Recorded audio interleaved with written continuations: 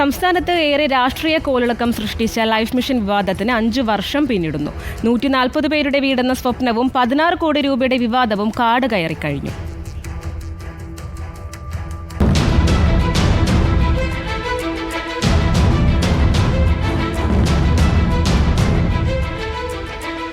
ചതുരശ്ര അടിയിലുള്ള 140 ഫ്ളാറ്റുകൾ പാവപ്പെട്ടവർക്ക് ലഭ്യമാക്കുക.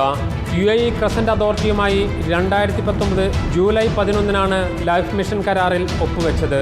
പദ്ധതിക്കായി പണം മുടക്കി സ്ഥലം വാങ്ങിയത് വടക്കാഞ്ചേരിയിലെ ചരൽക്കുന്നിൽ. ഫ്ളാറ്റ് നിർമ്മാണത്തിന് അനുയോജ്യമായ സ്ഥലമായിരുന്നില്ല തിരഞ്ഞെടുത്തത്. നിർമ്മാണം പാതി വഴി പിന്നിട്ടപ്പോഴാണ് അഴിമതി വിവാദങ്ങൾ പൊട്ടിപ്പുറപ്പെട്ടത്. ഉന്നതർ പലരും ജയിലിലായി, പദ്ധതി അവതാളത്തിലുമായി. സർക്കാരിൻ്റെ കുറ്റബോധമാണ് പദ്ധതി പൂർണ്ണമായി നിലയ്ക്കാൻ ഇടയാക്കിയതെന്ന് മുൻ MLA അനിൽ അക്കര ആരോപിച്ചു.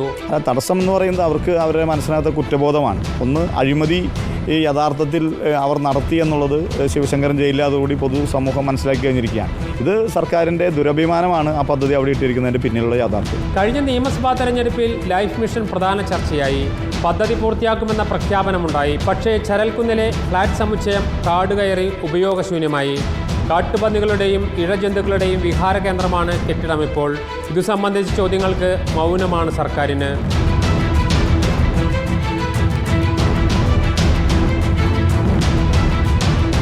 റിപ്പോർട്ടർ, തൃശൂർ.